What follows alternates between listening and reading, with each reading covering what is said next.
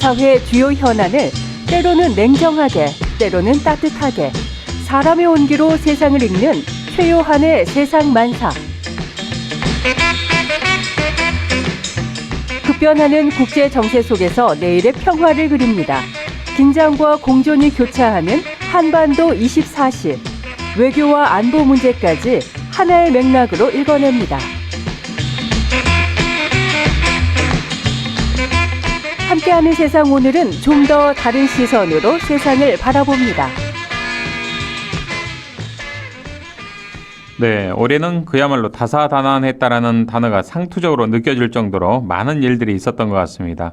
자, 올해도 수많은 사건이 있었죠. 자, 오늘 최요한의 세상만사 코너에서 올해 국내 10대 뉴스를 중심으로 지난 1년 정리해 보겠습니다. 최요한 시사평론가 연결돼 있습니다. 평론가님 안녕하십니까?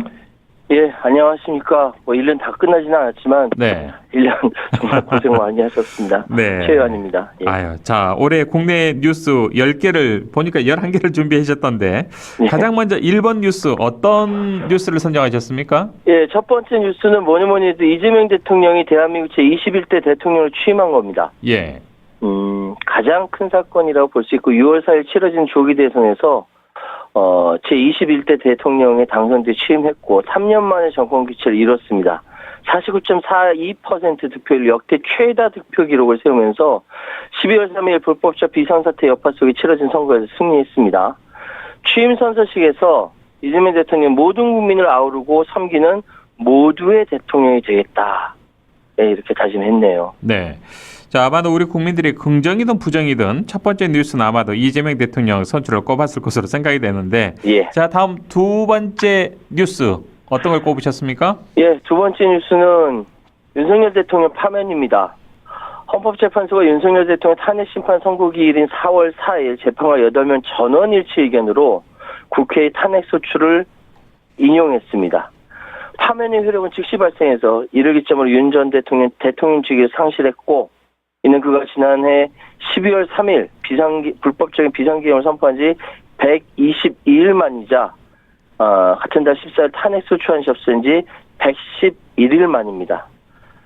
얼마나 지겨웠습니까, 정말. 예. 4월 4일 오전 11시 22분 문영배 헌재소장 권한대행이 주문 피청구인 대통령 윤석열을 파면한다 라고 밝히면서 윤 전 대통령이 헌법과 법률 위반에 비상기엄을 선포함으로써 국가 긴급권 남용의 역사를 재현해서 국민에게 충격을 빠뜨리고 정치, 경제, 사회, 외교 전 분야에 혼란을 야기했다라고 아주 적확하게 지적을 했죠. 네. 자, 윤석열 전 대통령, 윤석열 씨의 파면, 그 여파가 지금껏 이어지고 있습니다. 네. 자, 세 번째 뉴스는 어떤 걸 선정하셨습니까? 세 번째 뉴스는 각종 특검입니다. 내란 특검, 김건희 특검, 최상병 특검입니다. 네. 2025년 6월 국회 본회의를 통과했고 이재명 대통령이 재거를 거쳐 출범했고요. 현재 수사 막바지이거나 재판이 진행 중이고 끝난 것도 있죠. 내란 특검 오늘 발표하면서 끝났죠. 그렇죠. 예. 내란 특검 같은 경우는 일단 더불어민주당 쪽에서는요. 이게 이제 중간보고일 뿐이다. 국회가 할 수 있는 역할을 다 하겠다라고 이야기를 하고 있고, 김건희 특검은 지금 한동훈 전 대표 참고인으로 윤석열 전 대통령을 소환 예정이라고 하는데 응할지 모르겠습니다. 최상병 특검도 지금 진행되고 있는데, 문제는 이 3대 특검 청구한 구속영장 평균 기각률이 47.9%에 달합니다. 거의 절반이 다 기각된 거 아닙니까? 일반 형사사건의 2배 수준이라는 점이 논란인데, 예. 그래서 2차 종합특검 이야기가 나오는 것이죠. 근본적인 질문. 사법부는 12.3 내란 사태 벌어졌을 당시에 조희대 대법원장이 사람들 모아놓고 어떤 얘기를 했는지, 어떤 대책을 세웠는지, 어떻게 액션을 취했는지에 대해서 이야기를 해야 되는데, 네. 무시하고 있죠. 그러니까요. 그러니까 이제 종합특검 얘기까지 나오고 있는 상황입니다. 자, 이번에 네 번째 뉴스 어떤 뉴스 고르셨습니까? 예, 네 번째 뉴스는 경주 에이펙 정상회의입니다. 예. 이 경주 에이펙 정상회의 공식 명칭은 2025년 에이펙 대한민국 경주 정상회의입니다. 10월 31일, 11월 1일 경주시에서 개최된 33번째 에이펙 정상회담이자 참여정부 시기에 개최한 에이펙 부산 이후 20년 만에 대한민국에서 열린 세 번째 회담입니다. 트럼프 대통령 개인으로서 6년 만에 방한했고, 시진핑 중국 국가주석도 2014년 이후 11년 만에 방한했고요.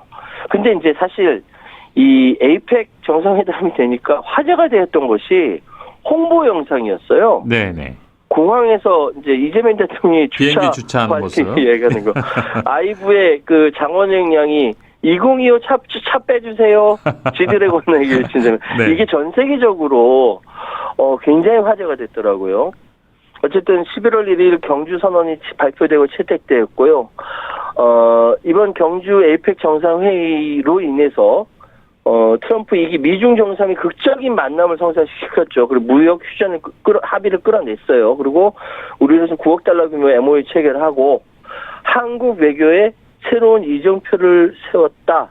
성공적으로 결산되었다라는 네. 평가가 나오고 있습니다.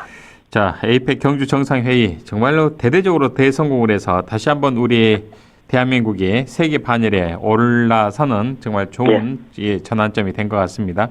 자, 5번째 뉴스 어떤 뉴스입니까? 비슷한 궤에서 말씀드리자면 한미 관세 협상 타결 및 핵 추진 잠수함 공식 건조 승인입니다. 이게 진짜 이 10월 말에 한국과 미국이 여러 차례 협상 끝에 관세 협상을 타결했죠. 주요 내용은 상호 관세 25%, 15% 인하하고 대한민국의 대미 투자 확대 3,500억 달러 규모, 연마다 200억 달러 상한선으로 투자하는 것, 그리고 반도체 의약품 등 주요 품목에 대한 관세 불확실성을 해소한 것이 특징이라고 할 수 있고요. 예. 이로 인해서 일단 수출 시장의 불확실성이 감소되고 우리 가격 경쟁을 확보하게 된 것이죠. 그리고 또 주목해야 될 것, 핵 추진 잠수함 건조를 공식 승인받은 부분. 이게 생각보다 많이 이렇게 국민들에게 알려지지 않은 것인데, 이 핵 추진 잠수함으로 인해서 한반도를 중심으로 한 안보 지형이 완전히 바뀐 겁니다. 그래서 한국이 30년 동안 수건 사업이 진전된 것이라고 얘기할 수 있고, 네. 물론 남아있는 게 한미 원자력 협정 개정이나 보완, 연료 확보 후속 논의가 본격화되고 있지만, 무엇보다 중요한 것은 우리 대한민국이 자주국방에 이번 핵추진 잠수함으로 인해서 자주국방에 깃발을 세웠다라는 거, 그 누구도 이제 대한민국을 동북아시아에서는 무시할 수 없다라는 점, 예. 이건 진짜 지적하고 넘어가야 돼요. 예. 예. 자, 아무튼 참 정말 희소식인데요. 자, 6번째 뉴스는 어떤 뉴스입니까? 6번째 뉴스 코스피 4천 돌파입니다. 예. 지난 10월 27일 국내 대표 주가지수 코스피 사상 처음으로 4,018.38을 터치하면서 4,000선을 돌파했습니다. 의미는요, 오랫동안 코스피가 박스권에 갇혀 있었던 것을 돌파했다라는 거예요. 주변에서 4,000을 돌파하면서 손에 장을 지진다고 했던 사람들 아직 장 안 지지고 있어요. 네. 이게 불투명한 지배구조와 낮은 배당 성향 등으로 한국 주식시장에 외면받으면서 코리아 디스카운트는 고질적인 문제로 꼽혔는데, 이제 시장 재평가 기대가 커지고 있는 것이죠. 특히 이제 외국인들이 많이 반응을 했고, 네. 이에 따라서 견조한 실적에 힘입어서 반도체 대형주의 상승에 큰 힘을 받게 된 거고, 또 한 가지 중요한 이유는 미중 정상회담이 한몫한 겁니다. 미국과 중국이 정상적으로 무역 협상을 해야 우리 한국으로서는 유리하거든요. 이게 무역 둔화 우려가 한층 꺾인 것이죠. 네네. 한국 증시의 상승 동력이 커졌다 평가받을 수 있고 앞으로 계속 상승하길 기대해 보겠습니다. 네. 자, 7번째 뉴스 알아볼까요? 예, 누리호 4차 발사 성공입니다. 아, 민간주도 그렇군요. 우주시대 개막이라고 볼 수 있죠. 네. 이날 참 못 잤어요, 진짜. 저도 왜냐면 날샜습니다. 막판에 18분 연기되는 바람에 그러니까요. 얼마나 긴장했던지. 네네. 예. 어쨌든 처음으로 민간 주도로 제작한 누리호가 우주를 향함으로써 우리나라 우주기술 자립과 상업용 발사체 시대 개막에 중요한 이정표를 세웠다라고 말씀드릴 수 있습니다. 네. 정말 뉴 스페이스 시대에 접어든 만큼 우주 선진국들과 경쟁하기 위해서 앞으로 발사체의 경제성 높이는 것, 소위 말씀드려서 재활용할 수 있느냐 이거죠. 네. 이게 지난 1차 발사가 실패하고 나서 2차, 3차, 4차 연이어 성장하면서 기술 역량 이렇게 키우는 나라 없어요. 이렇게 단기간에 이렇게 키우는 나라가 없습니다. 앞으로 세계 5대 우주 강국으로 도약하는 길 흔들림 없이 추진하겠다고 다짐한 배경훈 과학기술정보통신부 장관의 다짐처럼 네. 우주강국되기를 기원합니다. 자, 그리고 8번째 뉴스 어떤 뉴스일까요? 지금도 가장 뜨거운 주제로 사상 최대 개인정보 유출 쿠팡 사태입니다. 아, 지금도 진행형입니다, 지금 이게. 그렇죠. 네. 이게 무려 3,370만 개에 달하는, 대한민국 국민들 거의 다라고 세죠. 미성년자니 뭐 아이들 빼놓고 하면 거의 다라고 볼 수 있는데, 해킹 발생일이 특정되지 않았어요. 6월 24일부터 11월 8일 사이이고, 예. 해킹 신고일이 11월 19일, 공식 발표일이 11월 20일인데,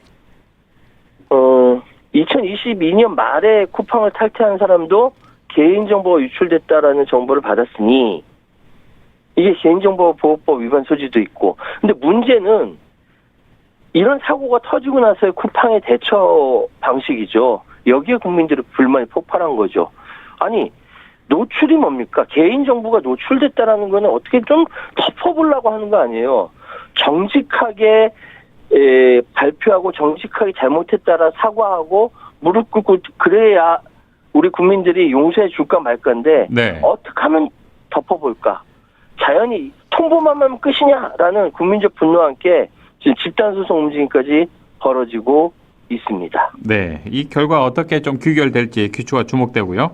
자, 9번째 뉴스 알아볼까요?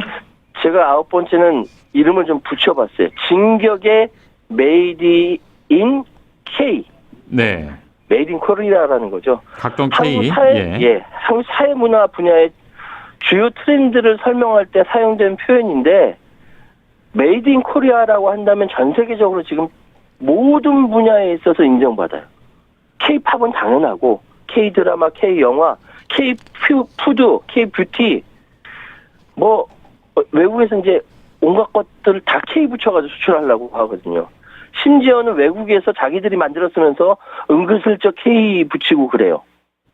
지금 K-팝은 당연하고, 네. K-드라마 당연하고, 특히 한국에서 이제 일본에서 만든 애니메이션인데 K-팝 데몬 헌터스, 이게 지금 소니에서 만든 건데도 한국을 배경으로 했다 해서 K라고 붙이지 않습니까? 예, 그렇죠. 대한민국이 예. K라는 글자가 들어가면서, 코리아라는 글자가 들어가면서 이제 한국 문화의 새로운 주류로 자리 잡았다, 이렇게 분명히 말씀드릴 수가 있겠습니다. 예, K라고 하면 모든 분야에서 신뢰를 주는 하나의 이제 대명사가 돼버린 것 같습니다. 맞습니다. 예. 자, 끝으로 10번째 뉴스 어떤 걸 꼽으셨습니까? 이게 좀 아직도 논쟁 중인데요. 배우 조진웅 씨의 은퇴와 소년범 논쟁입니다. 과거 소년범 이력 공개 후 배우 활동 은퇴 선언한 가운데 1년의 과정을 두고 소년범 이력 공개는 불법이다라는 주장과 유명인의 심각한 범죄 이력을 대중이 알 권리 있다라는 주장이 충돌하고 있습니다.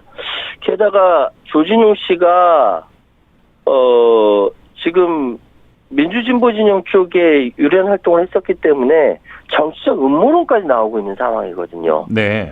일각에서는 조진웅이 성인이 된 이후 무명 시절, 배우 시절 극단 단원을 폭행해서 벌금형을 받은 바 있고 음주운전으로 명예훼손 당한 이력이 있다는 점도 들기도 합니다. 지금 조진웅 씨는 은퇴 선언에 입을 닫았지만 각종 정치권, 방송계 인물들이 한마디씩 의견을 얹으며 찬반 논란이 펼쳐지고 있습니다. 네. 여기까지 10가지 뉴스를 뽑아봤고요. 저한테 가장 중요한 뉴스는 광주 가톨릭 평화방송에서 1년 동안 열심히 방송할 수 있었다는 게 네. 가장 큰 뉴스입니다. 네. 다음 주 또 내년도 열심히 해주시기 바라겠습니다. 평론가님. 예, 감사합니다. 네, 예, 감사합니다. 오늘 말씀 여기까지 듣겠습니다. 고맙습니다. 예, 감사합니다. 네, 지금까지 최유한 시사평론가와 함께했습니다.